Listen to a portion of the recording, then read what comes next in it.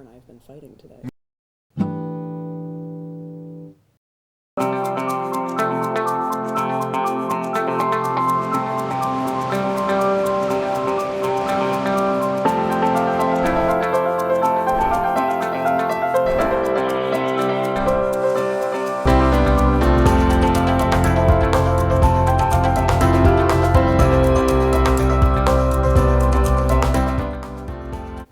Good afternoon and welcome to Across the Fence. I'm Jolene Whitney. Vermont Public and the University of Vermont are teaming up to offer an internship program that provides hands-on learning opportunities to UVM students while enhancing Vermont Public's local news coverage.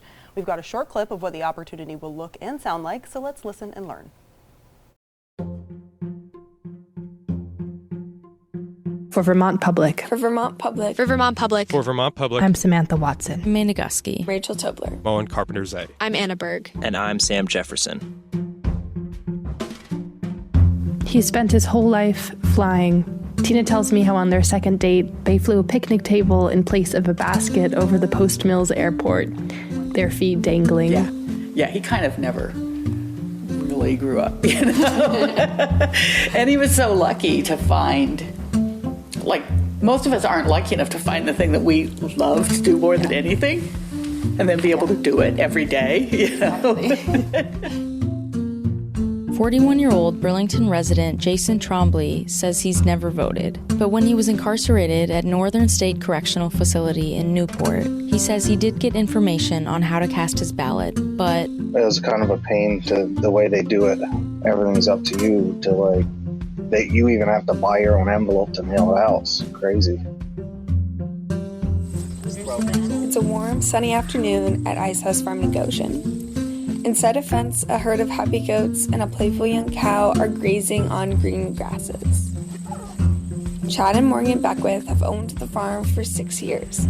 Here's kind of like a map of like how we kind of partition the pasture out, and we use grazing trucks to kind of keep track of where the goats are rotated every day.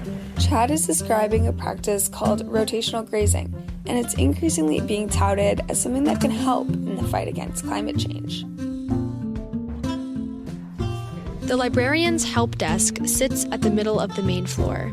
It's the mission control center of the library. And yes, there are books, but there's also things like drug testing kits. We are offering test strips so that you can test your street drugs for fentanyl. Oh yeah. We had 4 and they were gone in maybe under an hour.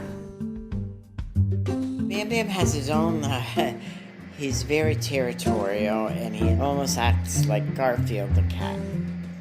Pebbles is very gentle. She likes to sit with me and watch TV with me or listen to music. John Chittenden lives in a small apartment in Shelburne with his 2 cats. There's a drawing of them hanging up on his fridge, pinned up by a magnet that says, "Cat Dad." It's very much companionship for me because being by myself and most of my family is no longer. So they're my children, I should say.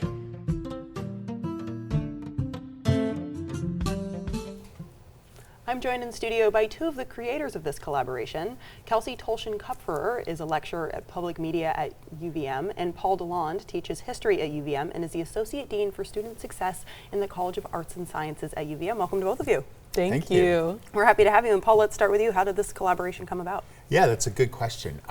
It was a long process, in fact. It was started, in fact, by Richard Watts, who runs our Center for Community News. And through his connections, his partnerships with Vermont Public, they started to talk about ways in which we might partner and create a new kind of program that would benefit Vermont Public, but also benefit our students. What happened then was that the University of Vermont, through a generous anonymous donor, and Vermont Public committed a sum of money that would make it possible for us to hire an instructor, someone who would basically lift the program off the ground, get it running, and oversee the implementation of the courses, oversee the implementation of the internship program, and kind of move us in the directions that they saw fit for the program. It was very much the brainchild of Richard and then our dean of the College of Arts and Sciences, Bill Falls. It was then passed on to me to work toward developing that with Richard and with a number of other people, including people in our reporting and documentary storytelling program at the university, as well as people at Vermont Public, all of whom contributed. Then we did a search. We came up with this wonderful person, Kelsey, and were able to offer her the job. And Kelsey has been working on developing the program since August, and now we're up and running.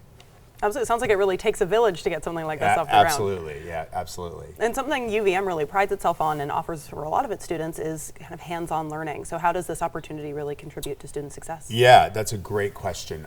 We want all of our students to have some kind of experiential opportunity, whether that be an internship, a service learning course, a travel study course, a study abroad experience, research experience in a lab. All of these are part of a whole that we think is really, really important for our students. And what's really important for our students as well is to be able to link what they're learning in the classroom. We think of ourselves as creators of knowledge and people who promote knowledge, but we also want them to be able to apply that knowledge, and that's a really crucial leap for them. So we want them to learn skills in the classroom that can then be applied to a number of real-world contexts. So we're really pushing that experiential component as a key part of our educational experience for students. And we have a really robust infrastructure in place now to make sure that happens, and to make sure or ensure that we're giving students those opportunities and making it as easy as possible. Absolutely, and in the video we saw in the beginning, we can tell that's already underway. So Kelsey, tell me, you're a couple weeks into the semester, how's it going? Yeah, you'd have to ask the students if you want, I think, the real answer, but I'm having a great time. I think things are going really well so far. I'm teaching 2 classes. One is called Intro to Audio Storytelling, and that class is all creative narrative nonfiction audio storytelling, so like making really compelling true stories in sound. And the other class is a radio journalism class where students are making more newsy radio stories, like the kind that you would hear on Vermont Public, on NPR. In both classes right now, students are making tiny audio portraits of each other to get a sense of what it feels like to be on both sides of the microphone. And you know, I've been really struck these past 2 weeks. I'm new to Vermont, I'm new to UVM, and the UVM students, I think, are uniquely wonderful. They're kind, they're engaged, they're thoughtful. I think we're gonna have a really good semester. And you mentioned 2 of the classes you're teaching, and obviously some of it is storytelling and then some of it is tech. So how much are you teaching journalism and how much are you teaching kind of the equipment side of things? It is 100% of both. So students in these classes have a real diversity of backgrounds. So some are coming in with years of documentary, film, journalism experience, and some are brand new to the game. So we start by talking about the purpose of journalism. We go through journalism and documentary ethics. We learn how to conduct an interview, how to write a script, how to use professional microphones and recording equipment, how to mix audio using professional software, how to file a finished product. Like, we truly go from 0 to 100 in these classes. Absolutely. And how is audio reporting, which you guys have been doing, different from print or even TV media? Okay, so this is one of my favorite things to talk about. Okay. I can talk about it all day and I can get kind of woo-woo about it, but it's because I really, really love it. So we're gonna start at the very beginning, which is before you are born. Hearing is one of the first senses that develops. Hearing is the way that most of us experience the world for the very first time. Before you're born, you can hear the voices of the people around you, you can hear music, you can be scared by loud sounds, all before you're born. And then once you are like in the world, infant researchers have found that babies experience sound much the same way that they experience touch.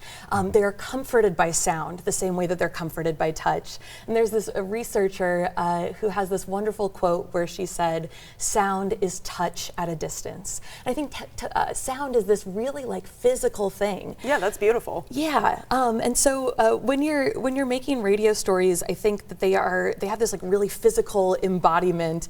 When you're interviewing someone for the radio, you have to get the mic really close to them. Mm-hmm. So you're often sitting right next to them, and there's like this intimacy and closeness. And when you listen to audio stories, you're often listening in earbuds. So it's like someone's voice is inside your head. On print, you don't get to hear the sound of a person's voice when their voice breaks, when they pause, when they stumble. And on TV, you get their voice, but you also get kind of everything. You get the picture as well, so it's a more passive experience for the viewer in some ways. On the radio, you get the richness and the information that comes with voice, but you also get to make your own pictures in your head, and you're kind of a participant as well. I'll end with, I had coffee the other day with a local radio producer named Anna Van Dyne, and she said to me, radio is the closest we get to manufacturing dreams for people. You make pictures in their head, and I really love this medium. Yeah, that's incredible. We're almost out of time, but I quickly want to ask, no, oh my gosh, don't be. Are you giving students their assignments, or are they going out into Vermont and kind of finding their own? They're going out into Vermont and finding their own. I think one thing that's special about student reporters is that they are closer to things that young people are experiencing. And I think that young people finding stories about the things that are important to them, like climate change, like gun violence in schools, these things that uniquely affect young people, they are uniquely qualified to report on. So they're finding their own stories. Absolutely. And Paul, what's the kind of value of having this opportunity for students to get off of the UVM campus, which isn't always easy when they're living in Burlington? Oh, it's wonderful for them to be able to get out into the community, learn a little bit about the community, understand what the newsworthy stories are, and to provide information to the community as well, which I think is really crucial, to sort of remind them that this is a kind of valuable public service. And it's very much in keeping with the university's land grant mission, which is to sort of serve the state as well as educate all the students who come to us. So it's a really great opportunity for us to sort of live our values, I think, and to create a space where our students can make a difference. Absolutely. We just have one moment left, but what's the value, do you think, for Vermonters to interact with these UVM students? Why don't you start? I think it's great to sort of see the enthusiasm that these students have, and their inquisitiveness and their curiosity and their willingness to engage with the area they live in, and also to sort of learn about it and hopefully to share the information and to maybe make a difference in that way. Sure. And Kelsey, what have you seen? Yeah, the goal of this program is that more stories are told about the people and places in Vermont, that we get to go to all four corners of our state, and hopefully Vermonters who don't usually see themselves reflected in public media will make their way there through these student reporters. Absolutely. Thank you so much for joining us today. Thank you. Absolutely. And I want to thank the crew behind the scenes here at WCAX who makes our program possible. I'm Jolie Whitney. This is Across the Fence. Have a good one.